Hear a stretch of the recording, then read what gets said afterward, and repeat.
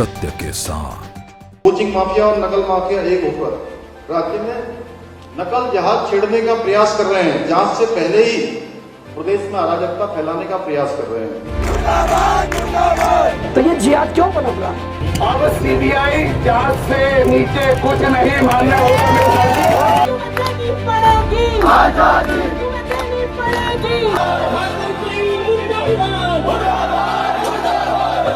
नमस्कार, आप देख रहे हैं टीवी न्यूज वायरस और मैं हूं आपके साथ अरशद मलिक।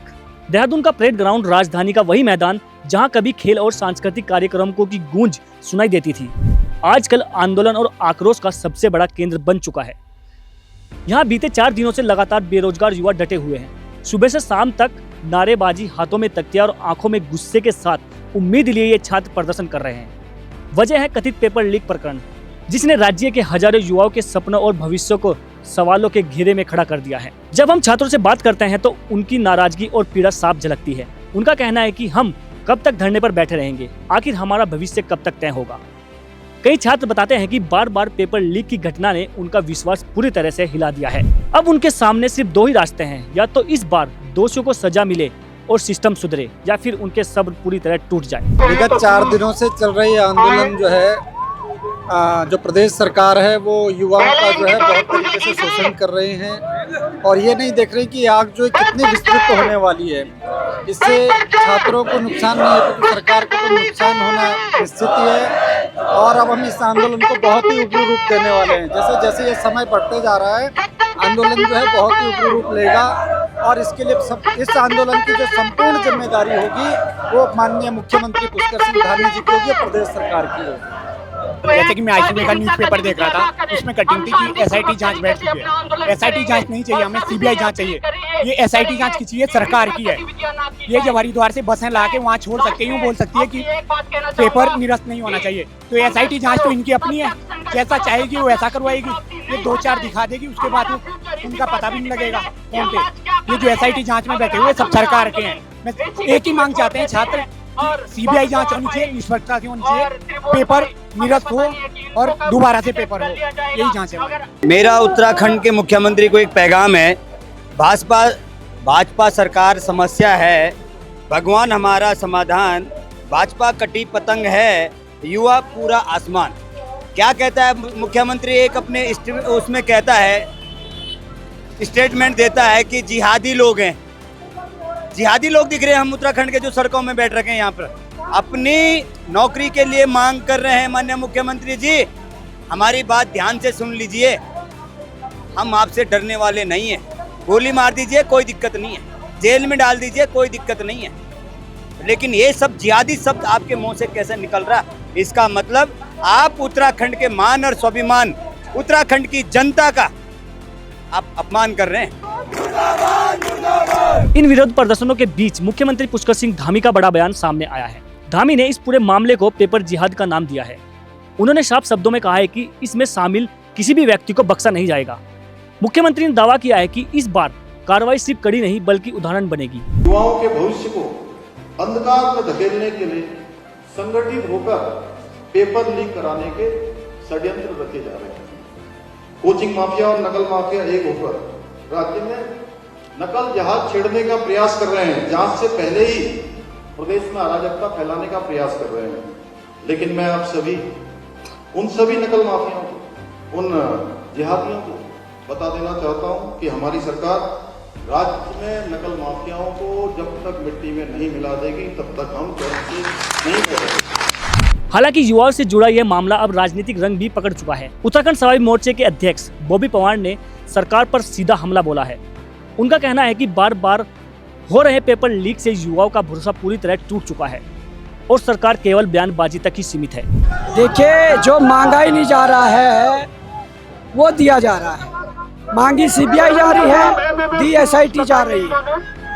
तो कांग्रेस का कार्यकाल रहा हो या भाजपा का कार्यकाल रहा हो, जब जब भर्ती घोटाले हुए, पेपर लीक हुआ, तब तब एसआईटी के नाम पर समितियां गठित हुई। उनकी लास्ट जांचें क्या होती है, कहाँ वो जांचें खत्म होती है, कोई पता नहीं चलता है। इसलिए इस बार उत्तराखंड के युवाओं ने ठाना है कि सीबीआई जांच हो और ये परीक्षा निरस्त और दोबारा परीक्षा हो। और इसके अलावा आप देख रहे हैं हल्द्वानी में भूख हड़ताल शुरू हो गई है, पिथौरागढ़ में आंदोलन चल रहा है, चंपावत में आंदोलन चल रहा है, विकासनगर में बहुत बड़ी मात्रा में कल आंदोलन था, श्रीनगर में, कर्णप्रयाग में और गोपेश्वर में, चिन्यालीसौड़ में। पूरा प्रदेश का युवा आक्रोशित है, पूरे प्रदेश का अभिभावक आक्रोशित है कि उनके बच्चों को कहा जा रहा है कि ये नकल जिहाद फैलाया जा रहा है। तो मैं कहना चाहूँगा अगर पूरे प्रदेश के बेरोजगार नकल जिहाद है तो मैं कहना चाहता हूँ कि भाजपा को 27 में वोट मांगने का कोई अधिकार नहीं। वही कांग्रेस के उपाध्यक्ष सूर्यकांत धस्माना ने मांग की है कि इस पूरे प्रकरण की जांच सीबीआई से करानी चाहिए ताकि सच्चाई सामने आ सके और बेरोजगार छात्रों को न्याय मिल सके। देखिए, यूके ट्रिपल एससी घोटाले में जो सबसे बड़ी बात है, राज्य की सरकार जांच से बचना चाह रही है। अब सीबीआई की जांच करवाने की बात तो अलग, मुख्यमंत्री जी इसको नकल जिहाद बता रहे हैं। मतलब आप सारे मामलों को, जो आपके मामले आपके खिलाफ पड़ते हैं, जिन मामलों पे आपके पास जवाब नहीं होता, जिन मामलों पे सरकार फंसती है, आप उनको जिहाद का नाम दे देते हैं। नकल जिहाद आपने अब नया इजाद कर दिया नाम, थूक जिहाद, लेट जिहाद, लव जिहाद, ये सारी बातें आप पिछले 8 सालों में बीजेपी के लोग करते रहे। लेकिन अब ये नकल जिहाद का शब्द मैं समझता हूँ बीजेपी को उल्टा पड़ने वाला है। भाजपा सरकार को जांच से बचना नहीं चाहिए। भाजपा सरकार को इसमें सीधे सीधे निष्पक्ष जांच करवानी चाहिए। सारे आंदोलनकारी छात्र भी मांग कर रहे हैं कि सीबीआई की जांच हो। इस राज्य का मुख्य विपक्षी पार्टी कांग्रेस वो भी मांग कर रही है कि हाईकोर्ट के सिटिंग जज की निगरानी में सीबीआई की जांच हो। अब आप सीबीआई की जांच करवाना तो दूर, अब आप इसको नकल जिहाद का नाम दे रहे हैं, जो दुर्भाग्यपूर्ण है। वहीं प्रशासनिक स्तर पर मुख्य सचिव आनंद बर्धन ने घोषणा की है कि एक एसआईटी टीम का गठन किया जाएगा। उनका कहना है कि यह जांच पूरी तरह निष्पक्ष होगी और दोषियों को किसी भी हाल में बचने नहीं दिया जाएगा।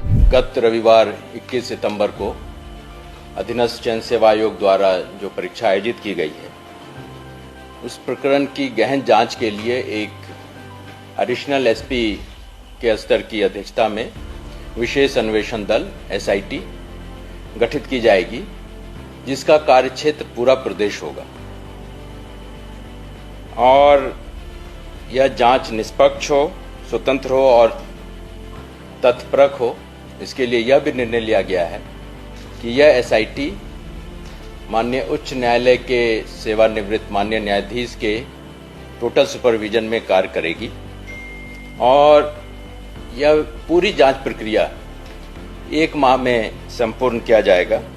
और तब तक के लिए अधीनस्थ जन सेवा आयोग से यह अनुरोध किया जाएगा कि ये जो 21 सितंबर को परीक्षा आयोजित की गई थी, उसके संबंध में कोई अग्रतर कार्रवाई न की जाए और इसमें जांच में जो भी दोषी पाए जाएंगे, जो भी व्यक्ति, उनके खिलाफ कठोर कार्रवाई की जाएगी और ऐसी घटनाओं की पुनरावृत्ति रोकने के लिए जो भी आवश्यक कदम होंगे वो उठाया जाएगा। देहरादून का परेड ग्राउंड इन दिनों सिर्फ एक मैदान नहीं बल्कि युवाओं की आवाज का प्रतीक बन चुका है। यहाँ हर नारा, हर तख्ती और हर चेहरा यही सवाल पूछ रहा है, कब तक हमारा भविष्य अधर में रहेगा। सरकार, विपक्ष और प्रशासन सभी अपनी अपनी बातें कर रहे हैं, लेकिन सबसे बड़ा सवाल यही है कि क्या इस बार दोषियों को सचमुच में सजा मिलेगी और क्या हजारों युवाओं का टूटा हुआ विश्वास फिर से जुड़ पाएगा। ये जवाब अब आने वाला वक्त ही बताएगा। कैमरामैन यश के साथ मैं Arshad Malik, TV news virus, Dehradun.